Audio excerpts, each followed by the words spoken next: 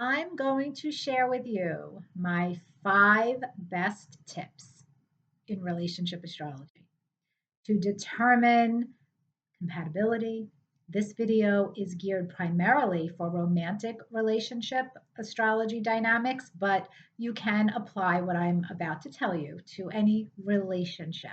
So you're going to want to watch this video, take notes, listen carefully, and don't worry, because even if you're a total beginner, you're going to be able to implement these 5 tips. Before I get started, I want to say hello. Welcome back to my channel. If you are already a subscriber, you know how much I love you and adore you. If you're brand new here, welcome. My name is Maria DeSimone. Yes, I am a professional astrologer. You can find out more about me and my work over at insightfulastrology.com, which is my website where I offer personal consultations.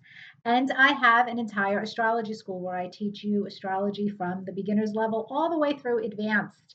And right now, registration is open for my relationship astrology class. So the tips you're going to learn in this video, oh boy, that is just the tip of the iceberg, my friends. This relationship astrology class is going to open your eyes up to the power of synastry and relationship astrology in a way that you cannot possibly even imagine. It is not anything that a video, that a book, that a Google search could possibly teach you. You are going to fully understand how to use relationship astrology to improve your current relationships, to determine compatibility, level, short circuits, karmic issues, so much more. So this class begins September 28th. It is a 4-week Zoom class. All classes are recorded, so if you can't attend live, don't worry, you will get the recording. And my classes are personalized. So if you don't know this about me, I use my students' birth charts in the lesson plans, in the homework assignments, and it makes it an absolutely personalized, unique learning experience with each class that I teach. In this relationship class, guess what? Not only are we using your charts, but you all get to pick one person in your life that you want to study your relationship dynamics with. And that is what sets this class apart from any other relationship astrology class that is taught by other astrologers. I allow you to study your relationship dynamics in real time with somebody in your life. And it doesn't matter if it's a family member, a friend, a lover, a spouse, partner, whatever the relationship is, it is your choice. And you get to study the relationship dynamics while you're also learning all of the techniques for relationship astrology that you can apply then to any two people's charts. It's going to be a fun, personalized class. You're going to be part of my astrology family. And right now, the early bird registration rate saves you $55 off of the price of tuition. So if you claim your spot before September 14th, you will save that $55.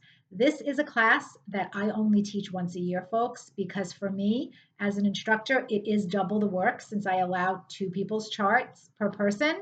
So please understand that it is not a class that I will be teaching more than once a year. So this will not be open again until probably the fall of 2025, if that.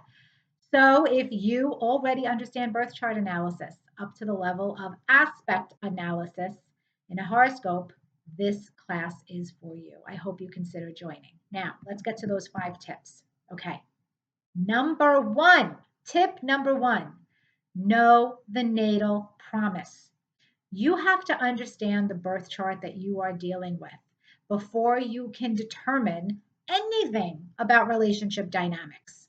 Because by looking at a person's unique horoscope, you can then see their potential barriers to relationship, if there are any. You can see their strengths in relating and relationship. You're going to fully understand what makes this person tick in the capacity to relate. So that capacity to relate is the very first thing that you have to establish. And you can only do that by studying the individual birth chart and then compare it to the other person's birth chart. Because these 2 people, they're unique. They're going to have very different capacities to relate, and they're going to have different relating styles. And you have to understand that first before you even attempt to combine these energies. Now, my tip number 2, understand their moon sign.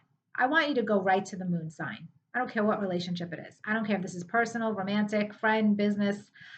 The moon sign is a key indicator for anybody that gets you to the core of what that person needs more than anything else in this world to feel safe, to feel nurtured, to feel comfortable in their own skin.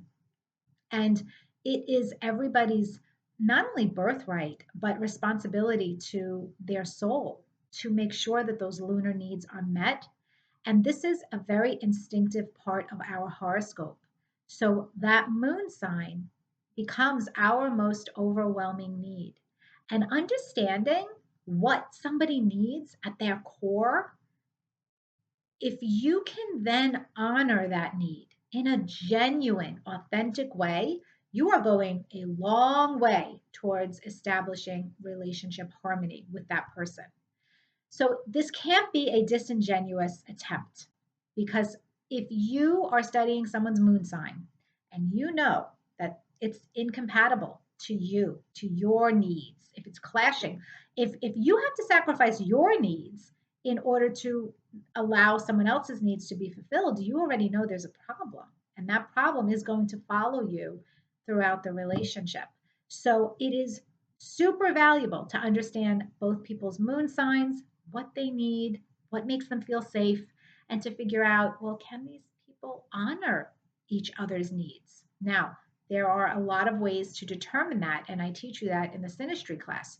So it doesn't have to be that the moon signs in and of themselves are incompatible signs. That's a great start. That's a really great start, and that's very good news. But if you don't have that, you don't want to cast it away immediately because there are other ways in synastry to see if a person can honor another person's needs through their moon sign. Number three, okay, this, I am not sure if this has ever been discussed by other astrologers in relationship astrology dynamics, but let's think about this for a minute. What drives you?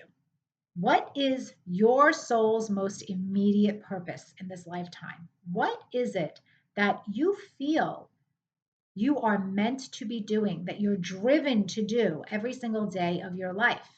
Well, that is your chart ruler talking.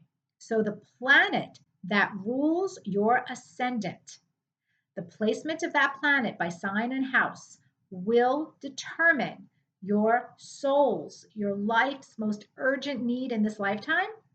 And when it comes to relationship dynamics, that is super important to understand about another person because, well, what drives another person, well, that might drive you crazy. Or maybe it is something that you can get behind and support.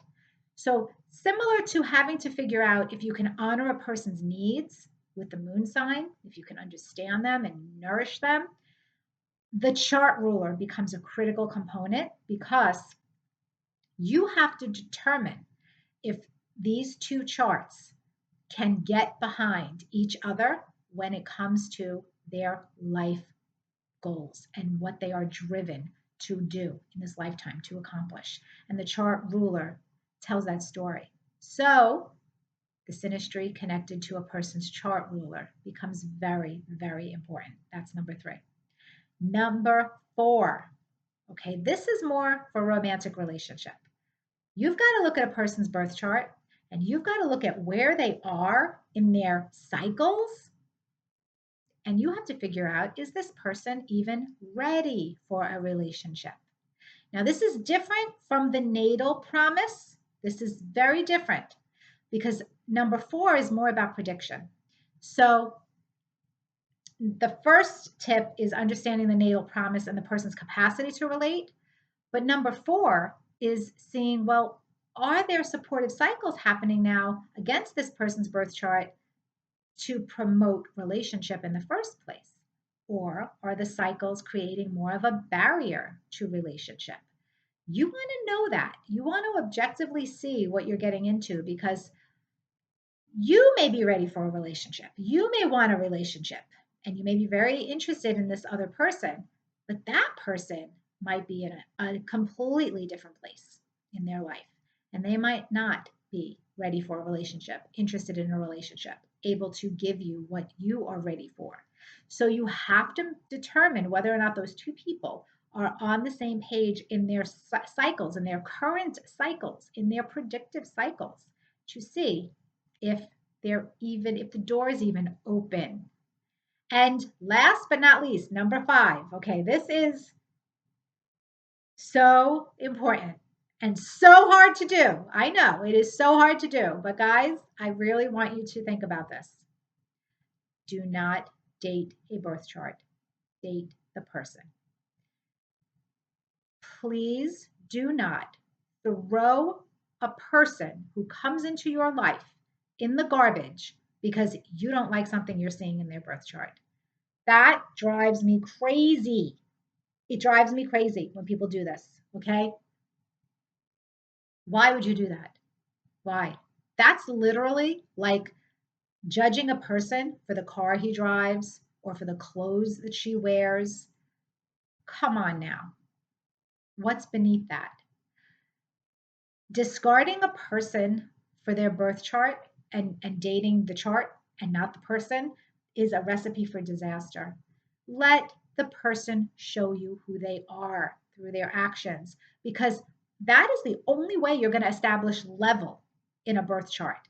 And a person's level of maturity, of awareness, of consciousness, that against a birth chart will tell you the likelihood of them expressing the more illuminative potentials of their birth chart versus the shadow potentials.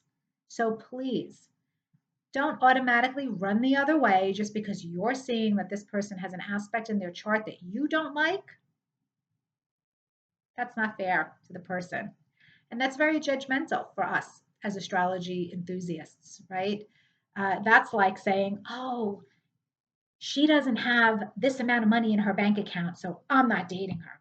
Or, oh, he doesn't live in the neighborhood that I like, so I'm not dating him.